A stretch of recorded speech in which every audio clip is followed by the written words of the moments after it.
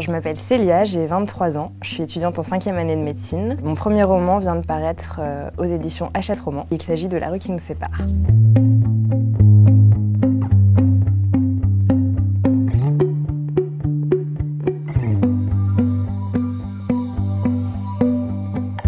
Je dirais que c'était Superman contre CE2 de Catherine Missonnier, que j'ai lu quand j'avais 7 ans. Et c'était les aventures d'une petite fille qui découvrait que son professeur était espion. Je crois que c'est la première fois où vraiment j'ai été absorbée dans un livre que j'ai plus pu lâcher de la première à la dernière page.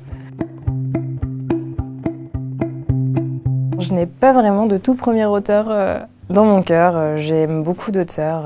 Le dernier auteur, bon du coup c'est pas le premier, mais qui fait palpiter mon cœur, c'est Marie Vareille avec La vie rêvée des chaussettes orphelines, que j'ai beaucoup aimé. Devenir un bon médecin. Ma toute première fois en écriture, j'avais 8 ans, quelque chose comme ça. J'avais raconté les aventures d'une princesse, en l'occurrence moi, qui devait, au cours d'un parcours un peu initiatique au travers des pays d'Europe, protéger une bague de voleurs.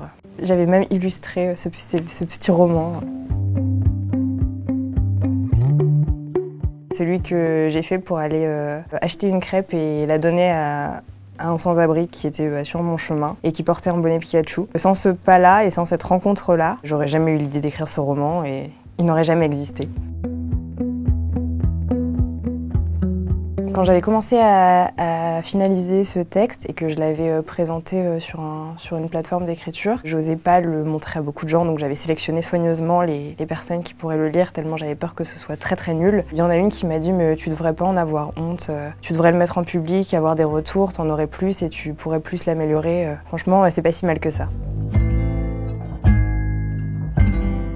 Quand je suis dans un endroit où je m'ennuie en général, donc soit dans une file d'attente, soit dans la voiture en attendant d'aller quelque part, et que je ne conduis pas, j'aime fermer les yeux et imaginer la suite de l'histoire que j'ai envie d'écrire, la suivante, et visualiser les scènes, les personnages. C'est comme regarder un film, mais je peux changer tout ce que je veux autant de fois que je le veux et rejouer les scènes 10-15 fois si j'en ai envie, et je crois que c'est ce que je préfère. De pouvoir blesser quelqu'un par mes mots, je crois.